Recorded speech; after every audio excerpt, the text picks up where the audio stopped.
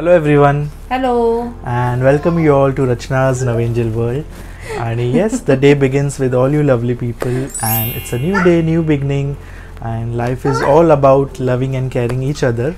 So म्हणूनच आजचा vlog खूप स्पेशल आहे, कारण आज आम्ही इन जनरल एक नॉर्मल टॉक करणार आहोत, राईट? कारण खूप लोक खूप दिवसांपासून आम्हाला विचारतात की तुम्ही एक्झॅक्टली कशी काळजी घेतात, आणि सनी डॉक्टर आहे तर तुम्ही मेन म्हणजे नाहीसाची कशी काळजी घेतात. कारण सनी डेली बाहेर असतो, हॉस्पिटलमध्ये असतो, कोविड पेशंट्स बरोबर असतो, क्लिनिकमध्ये असतो, मग त्या टायमाला तुम्ही नाहीसाची कशी काळजी घेतात. सो हे तुम्हाला जाणून घ्यायचं होतं. सो खूप सारे रिक्वेस्ट आणि खूप सारे मेसेजेस आलेले, आणि म्हणून आम्ही डिसाईड केले की yes, why not to our YouTube family. So and yes, being a doctor, of course, Sunny, some थोडेफार सजेशन्स. आय मीन तुम्ही सगळे स्मार्ट आहात आणि सगळे आतापर्यंत आपण सगळे स्मार्ट झालो, बिकॉज 1 year पेक्षा जास्त झालेलं आहे, अँड वी नो की आपण एक्झॅक्टली कशी काळजी घ्यायला पाहिजे. बट स्टील तुम्हाला पण समजायला पाहिजे की आम्ही कशी काळजी घेतो. कदाचित आम्ही काहीतरी थोडं वेगळं करत असू आणि तुम्हाला जर असं वाटत असेल तर सो येस, स्टे ट्यून आणि आम्ही सांगूच. नाहीसा आम्हाला बोलून देशील तू? आणि हा जो आवाज येतोय तो ऑफकोर्स तुम्ही ओळखला असेल. आम्ही नायसाला खूप बोललो की तू ये इथे, म्हणजे सगळे तुला बघतील. नाही, नायसाला खालीच जाऊन उड्या मारायच्या फक्त. आणि तुझे हे घेतले रचना एअरपॉड्स, रचनाचे एअरपॉड्स घेते आणि इकडे तिकडे ये लवकर. हे chocolate. So yes, let's not waste time. And yes, पहिला रचना तू सांग, तू काय काळजी घेते as a housewife and as a yes homemaker. तू काय काळजी घेते? सो खूप लोकांना आता ऑफकोर्स माहिती असेल की जेव्हा आपण आपल्या घरात जी पण गोष्ट येते ती आपण कशी सॅनिटाईज करायला पाहिजे, किंवा ती कशी धुवायला पाहिजे. पण जेव्हा आपल्या घरात एक बेबी असेल तर मग ती काळजी कशी घ्यायला पाहिजे.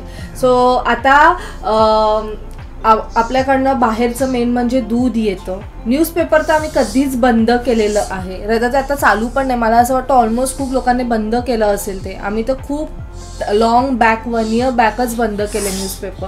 सो जे मेन आपली डेली नेसेसिटी जी आहे ती म्हणजे दूध येतं, मग भाज्या वगैरे ज्या पण असतात त्या पहिले येतात आतमध्ये घरात येतात, त्याला थोडंसं आयसोलेशनमध्ये आम्ही ठेवतो. त्यानंतर त्या धुतल्या जातात. ऑफकोर्स सॅनिटाईज नाही करत. आधी आम्ही पॅकेट्सला सुद्धा सॅनिटाईज करायचो, प्रॉपर क्लोथला सॅनिटाईज मारून वगैरे पुसायचो. आता तर मी डायरेक्ट नळाच्या खालीच धुते त्याला, म्हणजे टेन्शनच नको. आणि भाज्यांचं जर तुम्ही बघितलंच, मी जेव्हा आईकडे गेलेली तेव्हा कशा पद्धतीने भाज्या वगैरे केल्या जातात. सो ते आपलं एक जे नॉर्मल. दुसरी गोष्ट, जर कोणते पार्सल घरी येत असतील तर नायसा एक म्हणजे नायसाच बोला किंवा कोणतंही बाळ बोला, काहीतरी असं नवीन दिसलं की पहिले असं असतं की कधी ते ग्रॅब करते.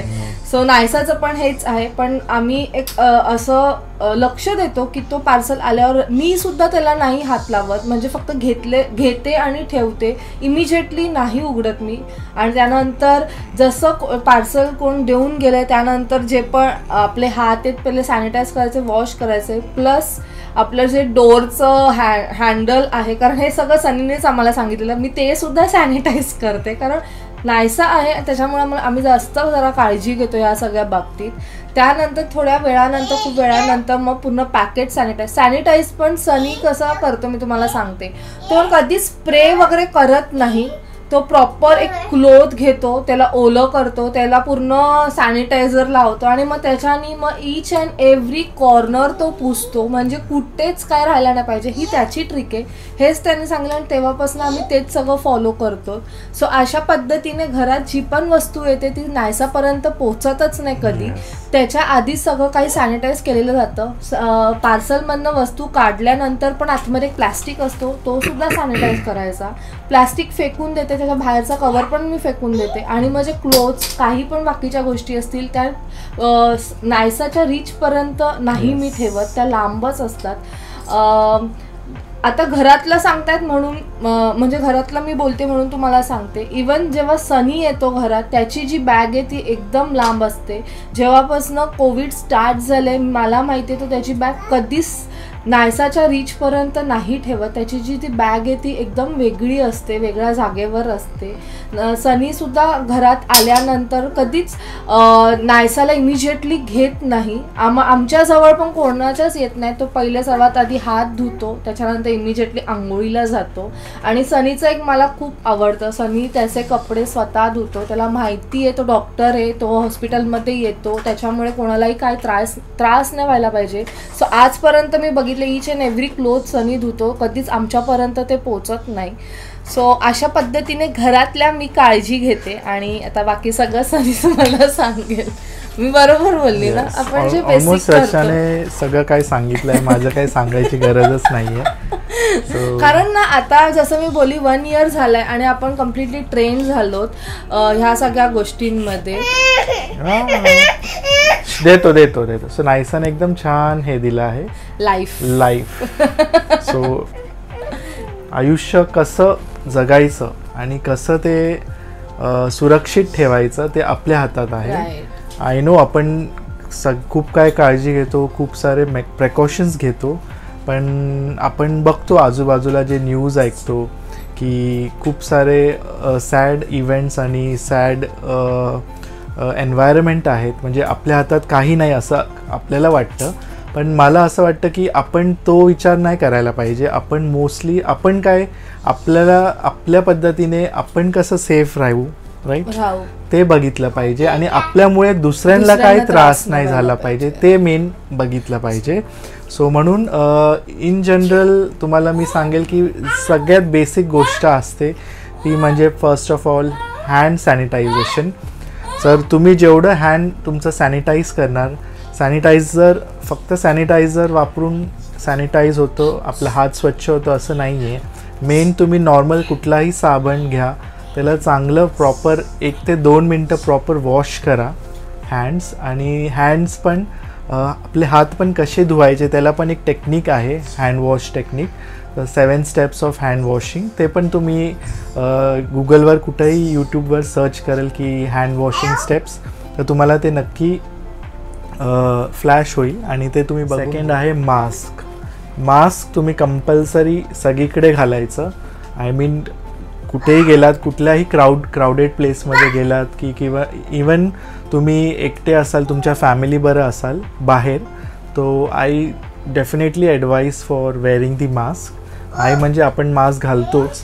आम्ही पण कधी आउटिंग्सला गेलो, आम्ही तर आजकाल गाडीत पण लावतो. So wearing a mask is must.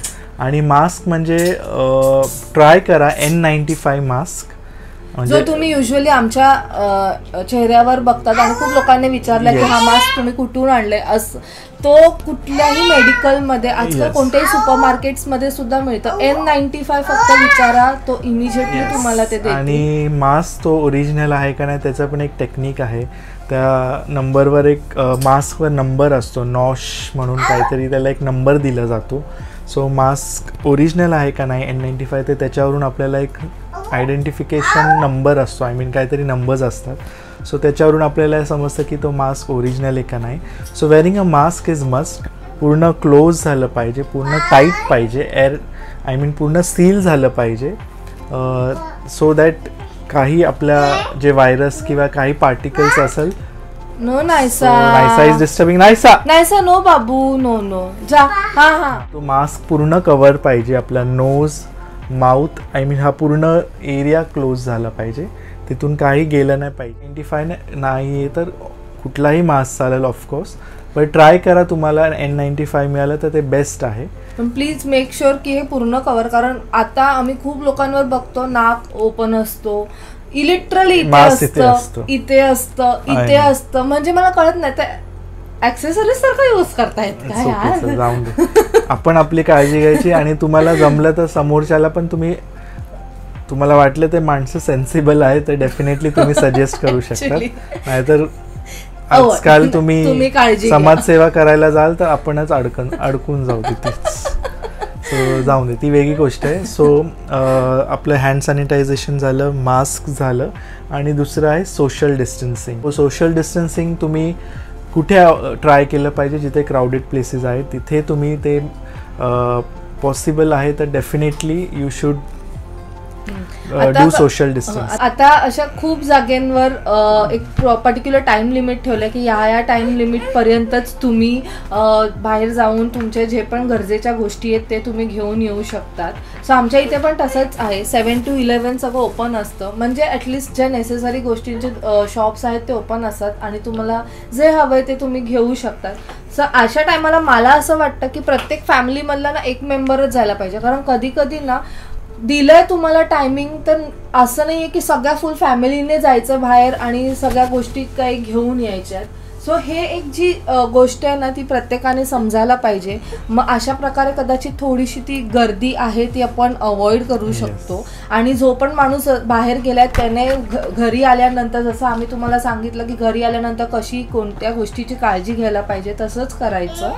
And अजून एक गोष्ट, तुम्ही खूप लोकांनी विचारलंय की तुम्ही एवढं बाहेर जातात, मेन म्हणजे नायसाला घेऊन जातात, नायसा मास्क नाही घालत, मग तुम्ही तेव्हा तिची कशी काळजी घेतात. सो एक पहिली गोष्ट, लोक आमच्यावर हसले पण आहेत की तुम्ही मास्क घालतात आणि नायसाला तुम्ही मास्क नाही घालत, ही कोणती तुमची. त्या लोकांना मी सांगते की अकॉर्डिंग टू WHO त्यांनी सांगितलंय की बेबी 2 years पर्यंत मास्क नाही घातलं तरी चालेल. कारण ऑफकोर्स हे लहान आहेत, त्यांना आत्ताच ब्रीदिंग कसं करायचं हे समजतंय आणि त्यात आपण मास्क घालायला लागलो तर त्यांना सफोकेशन होईल. त्याच्यासाठी आम्ही तिला मास्क घालायचं. 2 years mask is not compulsory आणि इट्स बेटर की 2 years अबव्ह तुमचा बेबी असेल, चाइल्ड असेल तर डेफिनेटली ते कम्फर्टेबल असेल तरच त्यांना बाहेर जाताना मास्क घाला. सो अशा टायमाला ऑफकोर्स आम्ही नाही घालत तिला, तुम्ही पण बघितलंय. मग अशा टायमाला आम्ही काय करतो, गाडीत बसल्या बसल्या रदर आम्ही घरातनं एकदा निघाल्यावर नायसाला आम्ही कुठेच टच करून देत नाही. आम्ही जेव्हा पण लिफ्टमध्ये जातो ओनली फक्त सनी असतो तिथे, सनीच बटनांना हात लावतो, सनीच सगळं ऍक्सेस करतो.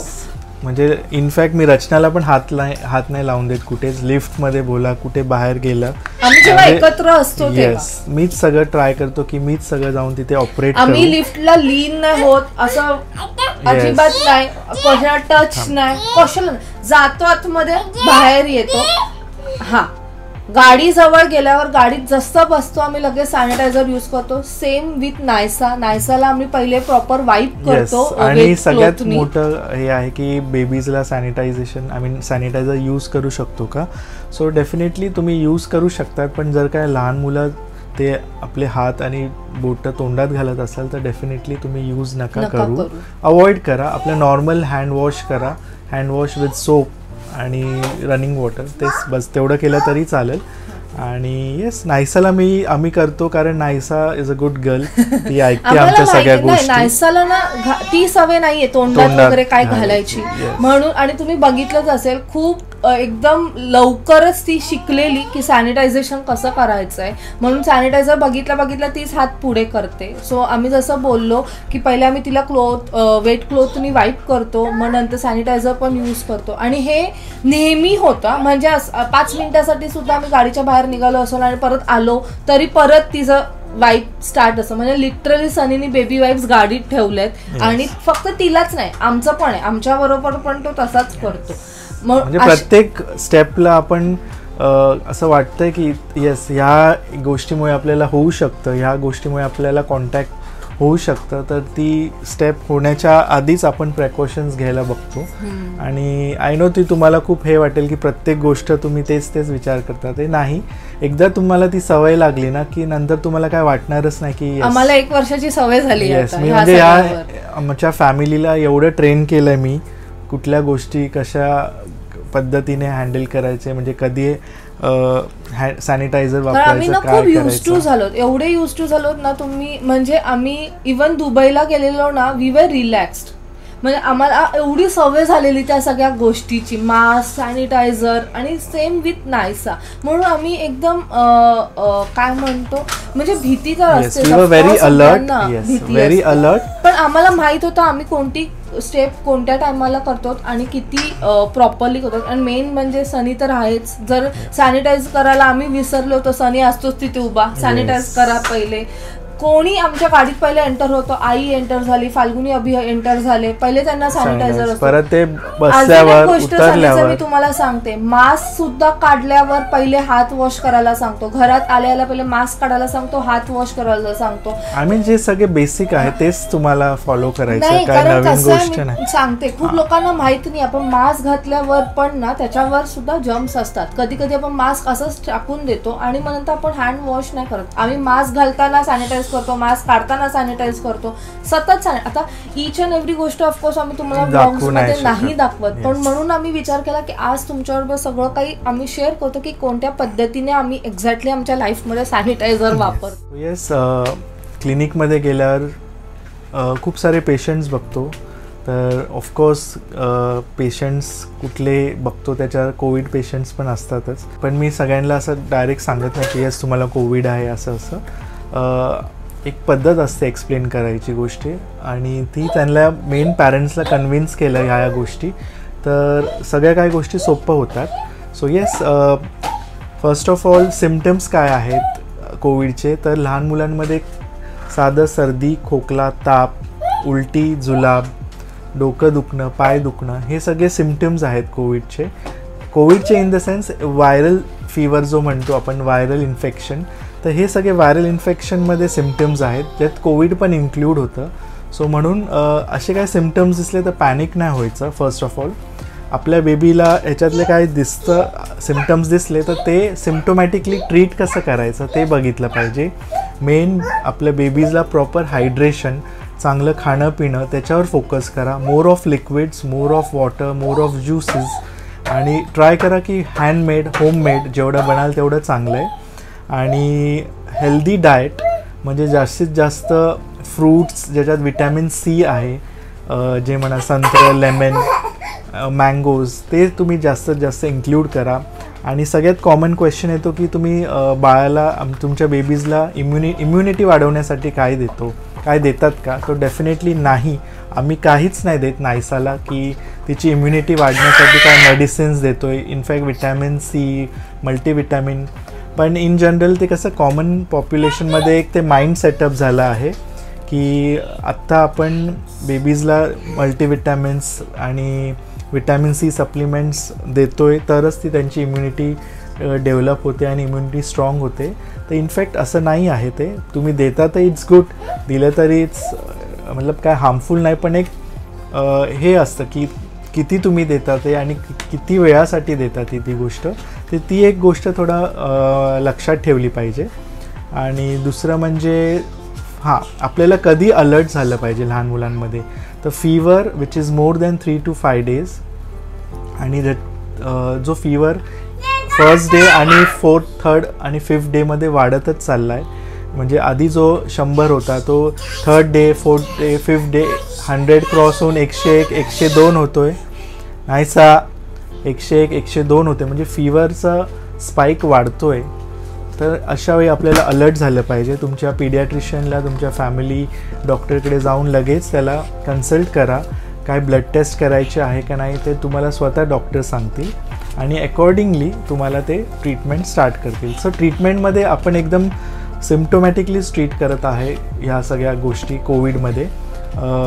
लगेच आपण अँटीबायोटिक किंवा अँटीव्हायरल देऊन त्याला कंट्रोल करतो असं नाही आहे. Most of the cases, I mean 90 to 95% जे बच्चूजमध्ये कोविड होतं आहे ते आपण सिम्प्टोमॅटिकली ट्रीट करून त्यांना प्रॉपरली ट्रीट करू शकतो. आणि येस, फक्त सगळ्यांमध्ये fever more than 3 to 5 days असेल, मोर दॅन 5 days फीवर असेल तरच आपण पुढे कोविडची टेस्ट करायची का नाही त्याच्यावर आपण जम्प करू शकतो. अदरवाईज इट्स गरज नाही आहे सारखं जाऊन लगेच ब्लड टेस्ट करून अननेसेसरी बेबीजमध्ये कोविडचे टेस्टिंग करायला. आणि बेबी जर काय तुमचा चांगलं खात पीत असेल, हायड्रेशन व्यवस्थित असेल, जास्त काही सिम्पटम्स वाढत नसेल, विथ द डेज ग्रॅज्युअली सगळे सिम्पटम्स कमी होत असेल, तर अशावेळी आपण कोविड बच्चूजमध्ये आरामशीर घरी मॅनेज करू शकतो. आणि मोस्टली आत्तापर्यंत मी जेवढे केसेस पाहिलेत सगळे केसेस ऑलमोस्ट बऱ्यापैकी घरी मॅनेज झालेत. फक्त 1 ते 2% केसेस आहे ज्यांना ॲडमिशनची गरज पडते.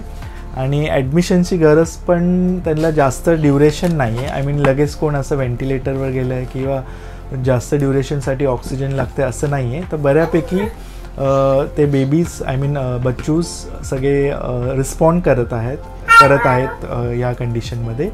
सो एकदम पॅनिक व्हायची गरज नाही. आणि आता आपल्याला न्यूजमध्ये ते सारखं दाखवतात की सेकंड वेव्हच्या नंतरचा जे थर्ड वेव्ह आहे ते खूपच बच्चूजसाठी डेंजरस आहे. असू शकतं, मी नाही म्हणत आहे, पण आपण जर काय आत्ता काळजी घेतली, आत्ता अलर्ट राहिलो तर डेफिनेटली आपण पुढचा जो स्टेज आहे, पुढची जी लाट आहे त्याच्यावर आपण मात करू शकतो. सो आत्तापासूनच पॅनिक होऊन गरज नाही. पण अननेसेसरी आपल्या लहान मुलांना बाहेर घेऊन सगळ्या गोष्टींना एक्सपोज करून बेबीजला अननेसेसरी ह्या गोष्टींपासून अवॉइड केलेलं बेटर आहे. हां, तुम्हाला असं खूप हे असेल की नाही चला आम्ही बाहेर घेऊन जातो. ऑफकोर्स आम्ही जेव्हा गरज असते तेव्हाच बाहेर पडतो. आणि मी ट्राय करतो की मी नायसाची जेवढी काळजी घेऊ शकतो तेवढी काळजी घेतो. आय मीन जे युनिव्हर्सल प्रिकॉशन्स आहेत तेच फॉलो करतो, काही नवीन नाही करत. आणि मला माहिती की कुठली गोष्ट आहे ती अवॉइड केली पाहिजे ते आम्ही अवॉइडच करतो. अननेसेसरी तिला इथे तिथे हँडलिंग आणि क्राऊडेड प्लेसेसमध्ये जाऊन तिला एक्सपोज करणं ह्या सगळ्या गोष्टी आम्ही टाळतो. आणि येस, जास्त काही आय मीन नवीन काही सांगितलं नाही, सिम्पल आहे. Hand sanitisation, wearing mask and social distancing हे बेसिक आहे. बाकी सगळं आपण जे नॉर्मल आहे तेच तुम्हाला. सो येस, एक पॉईंट राहून गेला regarding vaccination. So vaccination is must for all of course. आणि सध्या तरी कोविशिल्ड आणि कोवॅक्सिन हे 2 वॅक्सिन्स अवेलेबल आहेत. सो आमच्या फॅमिलीमध्ये अजून सगळेच बाकी आहे. फक्त माझे 2 डोस कंप्लीट झालेत, ते पण फेब आणि मार्चमध्येच झाले. आणि येस, वॅक्सिनेशन घेतले म्हणून असं नाही की आपल्याला आजार होणार नाही. ऑफकोर्स आपल्याला आजार होऊ शकतो, फक्त वॅक्सिनेशनमुळे त्याची सिव्हिअरिटी किंवा कॉम्प्लिकेशन्स कमी होतात. So yes, vaccination is must. एक क्वेश्चन होतं की breast feeding mothers I mean जे ब्रेस्ट फिडिंग करतात किंवा लॅक्टेटिंग मदर्स आहे ते वॅक्सिन घेऊ शकतात का? तर आन्सर आहे की ते वॅक्सिन नाही घेऊ शकत. सो होप सो तुम्हाला आजचा व्लॉग थोडाफार काहीतरी युजफुल वाटला असेल. आमच्यातर्फे आम्ही ट्राय केलं की छोटेसे काही टिप्स असो. कारण ॲक्च्युली खूप दिवसांपासून आम्हाला हे प्रश्न येत होते की तुम्ही काहीतरी करा, तुम्ही हां म्हणजे जनरल पॉप्युलेशनला काय युजफुल आहे ह्या कोविडमध्ये सिच्युएशनमध्ये तुम्ही त्यांना गाईड करा. सो म्हणून आम्ही थोडंफार जे आय मीन तुम्हाला सगळ्यांना माहिती आहे पण आमच्या साईडने आम्ही जस्ट एक थोडंसं तुम्हाला कॉन्ट्रीब्युशन, थोडंसं अवेअरनेस, थोडंसं अलर्टनेस हे करतोय, सांगतोय. आणि येस, अशीच एकमेकांची काळजी घ्या. Be happy always, keep smiling, जास्त टेन्शन घेऊ नका. आणि yes, life is all about being happy with your family, enjoying those moments and being happy. So भेटूया लवकरच पुढच्या व्लॉगमध्ये. I mean till then, bye, take care and live, laugh and love. Bye bye. Yes, be happy always, keep smiling आणि be alert and yes, काळजी घ्या आपली. Bye, love you all, take care, bye. गुगुले माझी